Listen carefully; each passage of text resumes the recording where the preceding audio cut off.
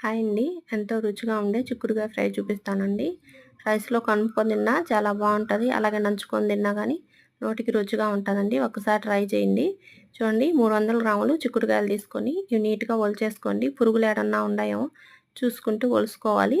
ఆ తర్వాత కుక్కర్ గిన్నెలో ఏసుకొని ఒక గ్లాస్ వాటర్ పోసుకొని కొంచెం కల్లుప్పేసుకొని 2 విజిల్స్ రానిచ్చానండి. చూడండి ఇప్పుడు వాటర్ ఏమి లేకుండా ప్లేట్‌లోకి తీసి పెట్టేసుకోండి. ఇటువంటి వీడియోస్ మరిన్ని చూడాలంటే ప్లీజ్ మా ఛానల్‌ని సబ్స్క్రైబ్ చేసుకోండి. నేను చూపించిన వీడియో నచ్చితే లైక్ చేయండి. చూడండి ఇప్పుడు కొబ్బరి కారం తయారు చేసుకుందాము. 15 ఎండుమిరపకాయలు అలాగే కొంచెం కొబ్బరి ముక్కలు, 10, 12 వెల్లుల్లిపాయలు, కొంచెం కల్లుప్పేసి మిక్సీ పట్టుకొని పక్కన పెట్టుకోండి పొడిగా. ఇప్పుడు పోపు పెట్టుకుందామండి. కడాయి పెట్టుకొని 2 టేబుల్ స్పూన్ల ఆయిల్, పోపు దినుసులు, ఎండుమిరపకాయి, అలాగే కరివేపాకు, కొంచెం ఉల్లిపాయలు ఎన్ని దోరగా ఫ్రై చేసుకొని అవి వేగిన తర్వాత చిక్కుడుకాయలు వేసుకొని కొంచెం పసుపు, కొబ్బరి కారం, అలాగే కొత్తిమీర వేసుకొని బాగా ఫ్రై చేసుకోండి. ఒక నిమిషం పాటు రెడీ అయిపోద్ది.